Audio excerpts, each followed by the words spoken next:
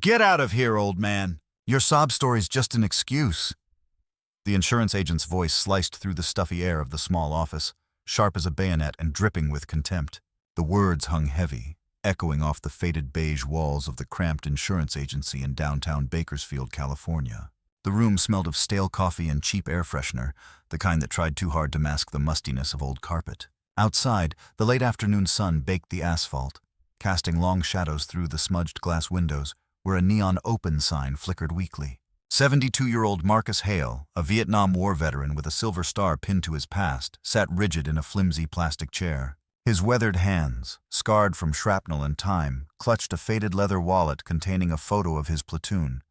His brothers, most of whom never made it home.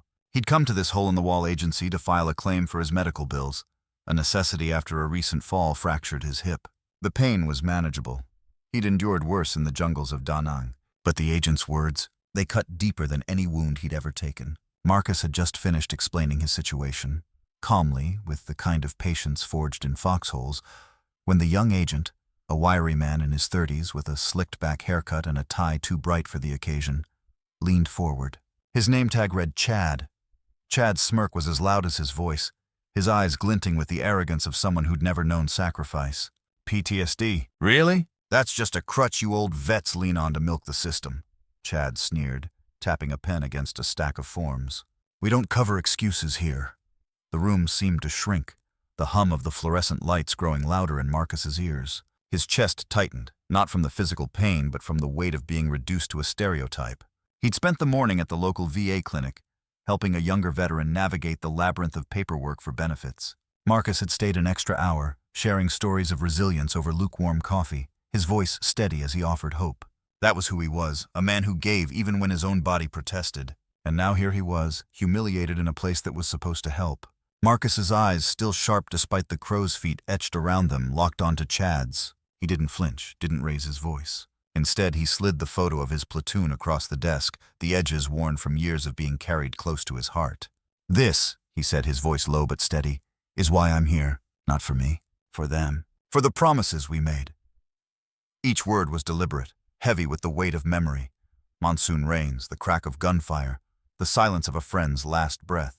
Chad barely glanced at the photo before shoving it back. Nice story, Grandpa, but it doesn't change the policy. He leaned back, crossing his arms, his smirk widening as if he'd won some invisible argument. A woman in the waiting area, clutching a toddler, looked up briefly, her face a mix of pity and discomfort before she turned away. The receptionist, typing furiously at her desk, pretended not to hear. The air grew thicker, the injustice settling like dust on Marcus's shoulders. But Marcus wasn't just a veteran, he was a survivor. Beneath the pain, a spark flickered. Something forged in battle, tempered by years of standing tall despite the world's weight. He adjusted his worn baseball cap, embroidered with his unit's insignia, and stood slowly, leaning on his cane. His hip throbbed, but his resolve was iron. You'll want to rethink that, he said quietly, his voice carrying a warning Chad was too smug to catch. The agent laughed, a harsh bark that grated against the silence. Outside, the faint rumble of engines began to grow, a low growl that vibrated through the glass. Marcus didn't turn to look, but the sound stirred something in him, a memory of choppers overhead, of comrades coming to pull him from the fire. The noise swelled, tires crunching gravel, and the neon sign flickered again as if sensing the shift in the air. We've only just begun this story, but trust me, it's about to get even more intense. Stay with us to see what happens when Marcus faces an even greater injustice, and how the world around him starts to crack under the weight of his truth. The rumble outside the insurance agency grew louder, a pulsing roar that shook the cheap blinds against the windows. Inside, the air was thick with tension, the faint smell of burnt coffee from a forgotten pot mingling with the metallic tang of Marcus Hale's rising anger. The 72-year-old Vietnam veteran stood tall despite the ache in his fractured hip, his cane gripped tightly in one hand, the faded photo of his platoon still lying on the desk where Chad, the smarmy insurance agent, had dismissed it. Marcus's warning, "You'll want to rethink that," hung unanswered, drowned out by Chad's mocking laughter. Chad leaned forward, his too bright tie catching the fluorescent light. "What's that, old man? You gonna call your buddies to scare me?" His voice was laced with derision, his smirk daring Marcus to push back. The receptionist, a young woman with overplucked brows, stopped typing, her fingers hovering above the keyboard as her eyes darted between the two men. In the waiting area, the mother with the toddler shifted uncomfortably, whispering to her child to stay quiet. The room felt like a powder keg, and Chad was striking matches. Marcus didn't flinch. His eyes, hardened by jungles and loss, bored into Chad's. "Son, you don't know what you're stepping into," he said, his voice low, steady, like the calm before a firefight. He reached into his jacket pocket, pulling out a worn dog tag, his best friend's, etched with a name Chad would never understand. James T. Carter, KIA 1969. Marcus held it up, letting it catch the light, a silent testament to promises kept and blood spilled. "This ain't about me. It's about respect, something you clearly never learned." Chad scoffed, shoving his chair back as he stood. "Respect? For what? Some ancient war nobody cares about anymore?" He gestured toward the photo on the desk. "Those guys? They're gone, Pops. And your little PTSD claim? It's a joke. You're not getting a dime from us." His words were venom, each one landing like a blow. The receptionist gasped softly, her hand covering her mouth, but Chad didn't notice. He was too busy reveling in his power, oblivious to the growing crowd outside. Through the smudged glass, shadows moved, silhouettes of men and women, some in leather vests, others in worn denim, all drawn by the roar of engines. Motorcycles lined the street, their chrome glinting under the fading sun. A small group of passers-by had stopped, phones raised, filming the scene unfolding inside. The rumble of the bikes was now a steady thrum, vibrating through the floor, stirring memories in Marcus of artillery barrages and the hum of Hueys overhead. He didn't turn to look, but he felt it. The weight of eyes on him, the stir of something bigger than this cramped office. Chad, still oblivious, stepped around the desk, pointing toward the door. "Time's up, vet. Take your sob story and limp out of here before I call security." His voice cracked slightly, betraying a flicker of unease as the noise outside grew. The mother in the waiting area stood, clutching her toddler, her eyes wide with a mix of fear and curiosity. "What's happening out there?" she whispered to no one in particular, her voice trembling. Marcus didn't move. He slipped the dog tag back into his pocket, his fingers brushing the cool metal, grounding him. His mind flashed to a humid night in '68, James's laughter over a shared cigarette, the promise they'd made to never let each other be forgotten. That promise burned in him now, hotter than the pain in his hip. "You think you can erase us?" Marcus said, his voice rising for the first time, carrying the weight of decades. "You think you can sit there, safe in your cheap suit, and spit on what we gave?" His words filled the room, raw and unyielding, and for a moment Chad's smirk faltered. The door to the agency swung open with a jingle, the bell above it clattering. A burly man in a leather vest stepped inside, his boots heavy on the linoleum. His gray beard was streaked with white, and a patch on his vest read Vets MC Bakersfield Chapter.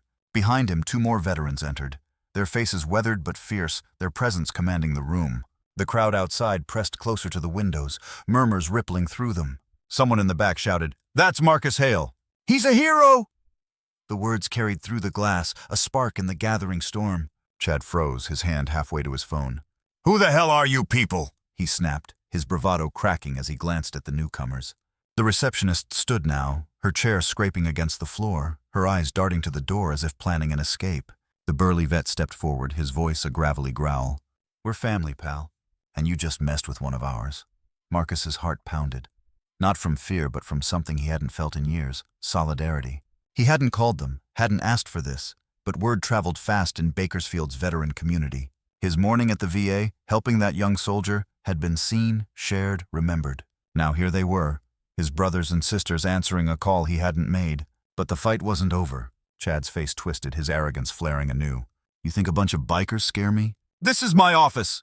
He jabbed a finger at Marcus. "And you're still not getting your claim!" The tension snapped like a taut wire. The crowd outside surged, their voices rising, some angry, some chanting Marcus's name. A woman in the group, her hair pulled back in a tight bun, banged on the window, shouting, "Shame on you!" The toddler in the waiting area began to cry, his mother pulling him close, her own eyes glistening with outrage. Marcus felt the weight of it all, their support, their anger, their belief in him. But he also felt the sting of Chad's words, the system that let men like him thrive, the endless fight to be seen. Then a new sound cut through the chaos, a sharp, authoritative honk, followed by the screech of tires. The crowd parted, phones still raised, as a sleek black SUV pulled up, its tinted windows reflecting the flashing lights of a police escort. The motorcycles fell silent, their riders standing at attention. Marcus's breath caught, his hand tightening on his cane. Something was coming, something bigger than he'd expected. We're on the edge of the climax now. What happens next will flip everything upside down. You can't miss how this story unfolds. Stay with us to see justice take its stand. The air in the insurance agency crackled with tension, the fluorescent lights buzzing like a swarm of angry hornets. Marcus Hale, the 72-year-old Vietnam veteran, stood firm, his cane a quiet anchor against the storm brewing around him. The faded photo of his platoon and James Carter's dog tag rested heavy in his pocket, symbols of a brotherhood that refused to be erased. Outside, the roar of motorcycle engines had stilled, replaced by the sharp blare of a siren and the low hum of a crowd now swelling to dozens. The black SUV, flanked by 2 police cars, sat ominously in the parking lot, its tinted windows hiding whoever, or whatever, was about to change everything. Inside, Chad, the insurance agent, clutched his phone, his earlier smugness replaced by a sheen of sweat on his brow. "This is private property," he barked, his voice pitching high as he pointed at the burly veteran in the leather vest and his 2 comrades from the Vets MC. "You can't just barge in here." But his words faltered as the crowd outside pressed closer, their faces a mix of outrage and anticipation, phones raised like a digital jury. A teenager in a hoodie shouted, "You can't treat a hero like that!" The cry rippled through the onlookers, a wave of defiance that made the glass windows tremble. Marcus's chest ached, not just from his fractured hip, but from the weight of the moment. He'd faced down worse than Chad, enemy fire, monsoons, the ghosts of fallen friends, but this fight, this dismissal of his sacrifice, burned deeper. His mind flickered to a memory. James, grinning under a helmet too big for his head, promising they'd make it home together. Marcus had kept that promise alive, carrying it through decades of pain and pride. Now, standing in this cramped office, he felt James's presence urging him to hold the line. The door swung open again, the bell jangling wildly. A woman stepped inside, her presence commanding the room like a general entering a battlefield. She was in her 50s, sharp-eyed, with a tailored blazer and a silver pin on her lapel, a congressional seal. The crowd outside hushed, sensing the shift. Her name was Congresswoman Elena Martinez, a former JAG officer and a fierce advocate for veterans, known in Bakersfield for her no-nonsense approach. Marcus didn't know her personally, but he'd seen her at VA events, shaking hands, listening to stories like his. Someone, maybe the young vet he'd helped that morning, had gotten word to her. "Mr. Hale," she said, her voice clear and steady, cutting through the chaos. "I heard you were having trouble." Her eyes flicked to Chad, narrowing with a fire that made the agent step back. The receptionist, still frozen at her desk, dropped her pen, the clatter loud in the sudden silence. The mother in the waiting area clutched her toddler tighter, her eyes brimming with tears as she whispered, "Thank God."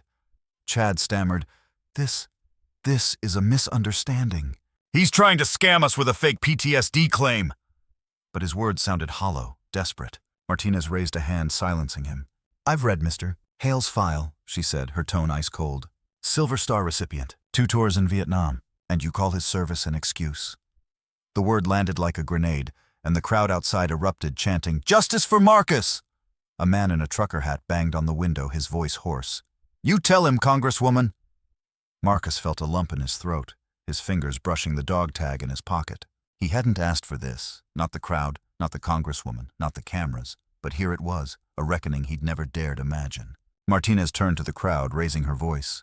"This man fought for our country, and this agency, this system, dares to spit on his sacrifice?" Her words were a rallying cry, and the crowd roared back, a tide of anger and pride. A woman in the back, her voice cracking, shouted, "We stand with Marcus!" The toddler, sensing the energy, clapped his tiny hands, and his mother laughed through her tears. Chad's face went pale, his hands trembling as he backed toward the wall. I didn't mean," he started, but Martinez cut him off. "You meant every word," she said, stepping closer. "And you're not alone. This agency, this system, has failed veterans like Mr. Hale for too long." She turned to Marcus, her expression softening. "I'm here to make this right." From her briefcase, she pulled a tablet displaying documents. Marcus's service record, his medical history, his denied claim. "This," she said, holding it up, "is going to the state insurance board. And you, Mr. Agent, are done." The room seemed to hold its breath. Marcus's eyes stung, not from weakness, but from the weight of being seen. He thought of James, of the promises they'd made, of the battles fought long after the war ended. He straightened, his cane steady under his hand, and spoke, his voice quiet but resonant. "This isn't just for me. It's for every vet who's been told they don't matter." The words landed softly, but their impact was seismic. The receptionist sobbed quietly, the veterans in the room nodded solemnly, and the crowd outside erupted again, their cheers shaking the walls. Martinez placed a hand on Marcus's shoulder, a gesture that felt like a medal in itself. "We're filing your claim today," she said, "and I'm personally ensuring this agency faces an audit." She turned to the crowd, raising her voice. "This is what happens when we stand together!" The response was deafening.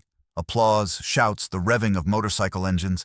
A young man in the crowd, barely 20, held up a sign, "Honor our vets." Marcus caught his eye and nodded a silent thank you. As Martinez escorted Marcus to the SUV, the crowd parted, their phones still recording, their voices a chorus of support. Chad stood frozen, his career crumbling under the weight of his own arrogance. The receptionist slipped out, whispering apologies to Marcus as she passed. Outside, Martinez paused, turning to the crowd. She pinned her congressional seal to Marcus's jacket, a small but powerful gesture. "This," she said, "is what honor looks like." The crowd roared, and Marcus felt a warmth he hadn't known in years. Pride, not just in himself but in the community that had risen to his side. As the SUV pulled away, Marcus looked back at the agency, its neon sign flickering out. He clutched James's dog tag, whispering, "We did it, brother." The fight wasn't over. Not for him, not for the others. But for the first time in a long time, he felt whole.